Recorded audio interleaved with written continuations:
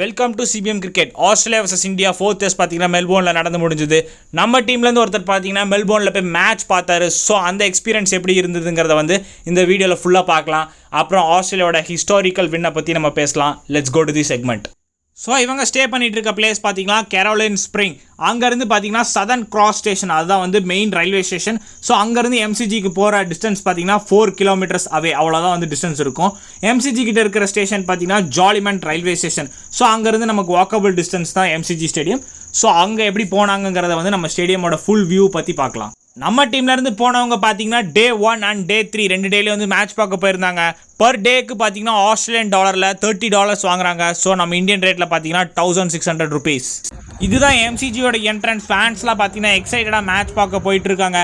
Shane வார்னியோட statue இதுதான் inside view. இதுதான் எம்சிஜியோட ground view. நம்ம டீம்லேருந்து போனவங்க பார்த்தீங்கன்னா டாப்பில் வந்து புக் பண்ணியிருக்காங்க. ஸோ அங்கேருந்து மேட்ச் பார்க்கவே பாருங்கள் எவ்வளோ இன்ட்ரெஸ்டிங்காக இருக்குது, எவ்வளோ ஃபேன்ஸ் இருக்காங்க. பாக்ஸிங் டே டெஸ்ட்னாலே பார்த்தீங்கன்னா க்ரௌட் வந்து அதிகமாக இருக்கும். இந்த டைம் டெஸ்ட் ஹிஸ்ட்ரியிலே பார்த்தீங்கன்னா ஆஸ்திரேலியாவில் பாக்ஸிங் டே டெஸ்ட்டில் பார்த்தீங்கன்னா நிறையா பிளேயர் வந்திருக்காங்க. மோர் தேன் 3 lakhs வந்திருக்காங்க எல்லா டேவும் சேர்த்தி. ஸோ ரொம்ப இன்ட்ரெஸ்டிங்காக இருக்குது. ஏன்னா அவ்வளோ ஃபேன்ஸ் வந்து சியர் பண்ணி இந்த மேட்சை வந்து எக்ஸைட்டடாகி பார்த்துருக்காங்க. ஸோ ரொம்ப இன்ட்ரெஸ்டிங்காக இருந்திருக்கு. ஜடேஜா வந்து பால் பண்ணுற கிரவுண்டு பாருங்கள் ரொம்ப சாலிடாக இருக்குது. பிச் வந்து நல்லா ஒரு பேட்டிங் ட்ராக்காக இருந்தது. ஆஸ்திரேலியா வந்து நல்லா பேட் பண்ணாங்கன்னே சொல்கிறாரு. ட்ரிங்க்ஸ் பிரேக்கில் பார்த்தீங்கன்னா பிளேயர்ஸோட டிஸ்கஷன், அவங்க எப்படி வந்து பிளான் பண்ணுறாங்கிறத நம்ம பார்க்குறோம். ஃபேன்ஸ்லாம் பாருங்கள் ரொம்ப எக்ஸைட்டடாக வந்து மேட்ச் பார்த்துட்டு இருக்காங்க. கோன் ஸ்டார்ஸ் அவர் பார்த்தீங்கன்னா 60 runs அடிச்சிருந்தாங்க, அவுட் ஆகிட்டார். ஸோ அவங்களுக்கு வந்து ஃபேன்ஸ்லாம் வந்து ரொம்ப சியர் பண்ணுறாங்க. வெல் பேட்டர்னே சொல்லலாம். ஃபர்ஸ்ட் இன்னிங்ஸை சூப்பராக பண்ணார். பும்ரா பவுலிங் வந்துட்டு இருக்காரு. பும்ரா பவுலிங் போட வந்தாலே பார்த்தீங்கன்னா இந்தியன் ஃபேன்ஸ்லாம் வந்து அப்படியே சியர் அப் பண்ணிட்டு இருப்பாங்க. ஏன்னா அந்த அளவுக்கு அவரோட பவுலிங் வந்து எக்ஸைட்டடாக இருக்குது. இந்த பிஜிடி சீரீஸில் ஹையஸ்ட் விக்கெட் டேக்கர். நம்ம இந்தியன் ஃபேன்ஸ் சும்மா கிடையாதுங்க. அவங்க பாருங்கள் சவுண்டெல்லாம் பாருங்கள் எவ்வளோ பயங்கரமாக இருக்குது. இந்தியன் ஃபேன்ஸ் பார்த்தீங்கன்னா ஆஸ்திரேலியன் ஃபேன்ஸுக்கு ஈக்குவலாக வந்து இருக்காங்க. ஸோ எக்ஸைட்டடாக இருக்குது பார்க்க. இந்தியன் டீம் அவங்களோட டிஸ்கஷன் பண்ணிட்டு இருக்காங்க after the lunch. Top side வியூலேருந்து பாருங்கள் பிளேயர்ஸ்லாம் ரொம்ப தூரமாக தெரியுறாங்க. ரோஹித் சர்மா வந்து அவரோட பிளானை வந்து போலர்ஸ் சொல்லிட்டு இருக்காரு. எஸ்பெஷலி பும்ராவாக இருக்கட்டும். பும்ராலாம் வந்து அந்த க்ரூஷியல் விக்கெட்ஸ்லாம் வந்து எடுத்துகிட்டு இருக்காரு. எவ்வளோ கீ விக்கெட்ஸ் எடுத்தார் இந்த பிஜிடி சீரீஸோட ஹையஸ்ட் விக்கெட் டேக்கரே ஜாஸ்பிரிட் பும்ரா தான். அவர் இல்லைனா இந்தியன் டீமில் வந்து போலர்ஸே இல்லைங்கிற மாதிரி தான். அந்தளவுக்கு வெல் போல் பண்ணிட்டு இருக்காரு. பேட்டர் வந்துட்டாங்க. இப்போ டீம் இந்தியா பார்த்தீங்கன்னா எனர்ஜெட்டிக்காக வந்து ஃபீல்டுக்குள்ளே வந்து போகிறாங்க. ஸோ அது பார்க்கவே ரொம்ப நல்லா இருக்குது. ரோஹித் சர்மா வந்து நல்லா டீமை கைட் பண்ணி எடுத்துகிட்டு போயிட்டுருக்காரு. ஜாஸ்பிரிட் பும்ரா உஸ்மான் கவாஜாவோட விக்கெட் எடுத்துகிட்டு அப்படியே டீம் கூட வந்து செலிப்ரேட் பண்ணிகிட்டு இருக்காரு. ஸோ ரொம்ப சுமாரான ஷாட்னே சொல்லலாம். உஸ்மான் கவாஜா 50 அடிச்சுட்டு இப்படி பண்ணலாமா? அவர் தேர்ட் அம்பையர் பாருங்கள் எப்படி காமிக்கிறாங்கிறத. தேர்ட் அம்பையரோட வெயிட்டிங். பும்ரா வந்து போல் பண்ணுறாரு. உஸ்மான் கவாஜா ஷாட்டை பாருங்களேன். ரொம்ப அன்ஃபார்ச்சுனேட் ஷாட்டுக்கு வந்து அவுட் ஆகிருப்பார். 50ல் கேஎல் ராகுல் தான் வந்து கேட்ச் பிடிச்சிருந்தாரு. ஸோ பும்ரா தான் வந்து க்ரூஷியல் விக்கெட் எடுத்து கொடுத்தாரு இந்தியாவுக்கு. ஆஸ்திரேலியன் கிரவுண்டில் பார்த்தீங்கன்னா நம்ம இந்தியன் அட்மாஸ்பியர் பாருங்கள் சூப்பராக இருக்குது பார்க்குறது. எத்தனை இந்தியன் ஃப்ளாக்ஸ் பாருங்களேன், நல்லா இருக்குது பார்க்கவே. எந்த இந்தியன் பவுலர்ஸ்க்கும் கிடைக்காத சியரப் நம்ம ஜாஸ்பிரிட் பும்ரா கிடச்சிருக்கு. ஏன்னா அந்த அளவுக்கு லெஜெண்டரி பவுலராக வந்துட்டு இருக்காரு. அந்த ரன் அப்பில் பாருங்கள் வந்து போல் பண்ணுறப்போ ஃபேன்ஸ் எக்ஸைட்டட். இது இன்னிங்ஸ் பிரேக்கில் பார்த்தீங்கன்னா டீம்ஸ் டிஸ்கஷன், தென் கமெண்டேட்டர்ஸ் அவங்களோட வியூஸ் பார்த்துட்டு இருக்காங்க. பிளேயர்ஸ் எப்படி பெர்ஃபார்ம் பண்ணியிருக்கலாம் அப்படிங்கிறத வந்து இந்த நம்ம வியூவில் பார்க்குறோம். அவங்க டிஸ்கஷன் பாருங்கள் டிவி ஸ்க்ரீனில் காமிக்கிறாங்க. பிளான் டிஸ்கஷன்ஸ் பற்றி பேசுகிறாங்க. என்னடா சவுண்டு பயங்கரமாக இருக்கேன்னு பார்த்தீங்கன்னா டிராவிஸ் ஹெட் அவரோட விக்கெட்டை லூஸ் பண்ணிட்டாரு. நம்ம இந்தியாவுக்கே வந்து தலைவலி கொடுத்துட்டு இருந்தார். அவரோட விக்கெட்டை பார்த்தீங்கன்னா டக்கில் வந்து கொடுத்துட்டு போகிறாரு. ஸோ சரியான பவுல்னே சொல்லலாம். ஜாஸ்பிரிட் பும்ரா பாருங்கள் விக்கெட் லூஸ் பண்ணிட்டு நடந்து போயிட்டு இருக்காரு. ஸோ நான் ஆல்ரெடி சொன்ன மாதிரி நம்ம டீம்லேருந்து போனவங்க பார்த்தீங்கன்னா டே 1 அண்ட் டே 3 வந்து கிரவுண்டில் வந்து என்ஜாய் பண்ணி பார்த்தாங்க. அன்ஃபார்ச்சுனேட்டாக ஆஸ்திரேலியா வந்து வின் பண்ணிட்டாங்க. 12 இயர்ஸ்க்கு அப்புறம் பார்த்தீங்கன்னா பாக்ஸிங் டே டெஸ்ட் மெல்போர்னில் வந்து ஆஸ்திரேலியா வின் பண்ணியிருக்காங்க. ஸோ அந்த எமோஷன் பாருங்கள் பிளேயர்ஸ்குள்ளே சூப்பராக இருக்குது பார்க்கவே. பேட் கமெண்ட்ஸ் பார்த்தீங்கன்னா back to back Johnny Mullagh medal அந்த அவார்டை வந்து வாங்கியிருக்காரு. ஃபர்ஸ்ட் ஆஃப் ஆல் அவருக்கு சல்யூட்னே சொல்லலாம். Brilliant captaincy. ஏன்னா அவரோட எக்ஸ்ட்ராடனரி கேப்டன்சியில் பார்த்தீங்கன்னா மெல்போர்னில் வந்து ஒரு ஹிஸ்டாரிக்கல் வின் பண்ணாங்க. இவருமே வந்து வெல் போல்னே சொல்லலாம்.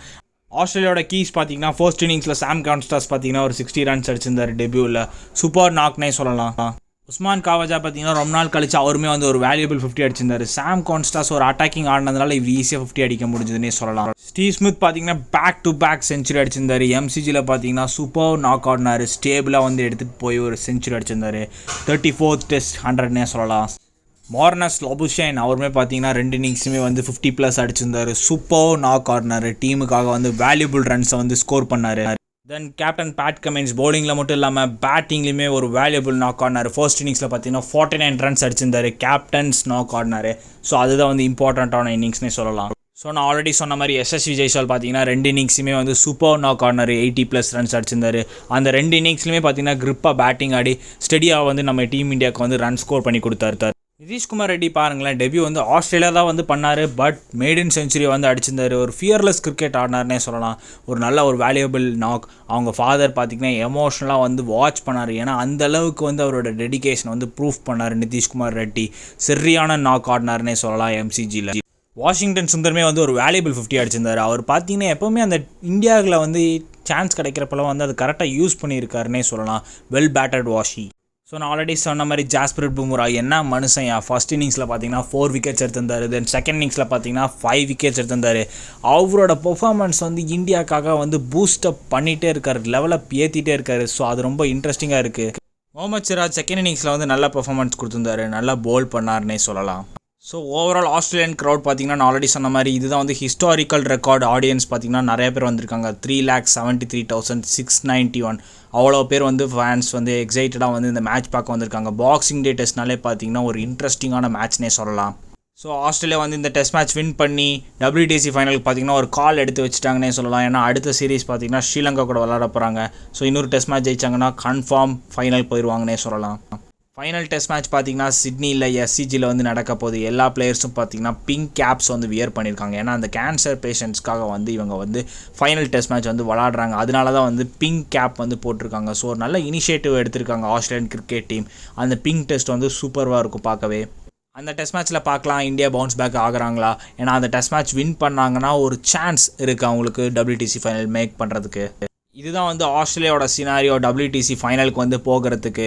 ஸோ ரொம்ப இன்ட்ரெஸ்டிங்காக இருக்க போகுது. இந்த இந்தியா கூட ஜெயிச்சாங்கன்னா ஸோ அவங்க வந்து ஃபைனலுக்கு அதிக சான்சஸ் இருக்குன்னே சொல்லலாம். இந்தியாவோட சினாரியோ பார்த்தீங்கன்னா கொஞ்சமே வந்து டஃப்னே சொல்லலாம். ஏன்னா சிட்னி டெஸ்ட்டையும் ஜெயிச்சு ஆஸ்திரேலியா பார்த்தீங்கன்னா ஸ்ரீலங்கா கூட வந்து எந்த டெஸ்ட் மேட்ச்சுமே ஜெயிக்கக்கூடாது. அப்படின்னா வந்து இந்தியா வந்து WTC ஃபைனலுக்கு வந்து போயிடுவாங்க. ஸ்ரீலங்காவோட சினாரியோ பார்த்தீங்கன்னா ரொம்ப சிம்பிள். சொல்கிறதுக்கு நமக்கு வேணால் சிம்பிளாக இருக்கலாம், பட் ஸ்ரீலங்காவுக்கு பார்த்தீங்கன்னா இது ரொம்பவே கஷ்டம். ஏன்னா 2-0 அதாவது ஒயிட் வாஷை பண்ணணும். ஆஸ்திரேலியா வந்து ஹோமில் விளையாடுறதுனால ஸ்ரீலங்காவுக்கு ஒரு அட்வான்டேஜ் இருக்கலாம், பட் ஒயிட் வாஷ் பண்ணுவாங்களா அது வந்து கொஞ்சம் டவுட் தான். ஸோ இதுதான் வந்து WTCயோட latest points table. South Africa பாகிஸ்தானை வின் பண்ணி டைரக்ட் WTC ஃபைனல்ஸ்க்கு வந்து போயிட்டாங்க. ஸோ த கேம் பிட்வீன் பார்த்தீங்கன்னா Australia, India and Sri. So இன்ட்ரெஸ்டிங்காக இருக்க போகுது. மேக்ஸிமம் பார்த்தீங்கன்னா ஆஸ்திரேலியா தான் வந்து WTC ஃபைனலுக்கு போவாங்க. இந்தியா அண்ட் ஸ்ரீலங்காக்கெலாம் பார்த்தீங்கன்னா டஃப் சான்சஸ், பட் பண்ணாங்கன்னா போகிறதுக்கு சான்சஸ் இருக்குது. Thanks for watching. Like and subscribe our channel and also follow X page and Instagram page for more cricket updates.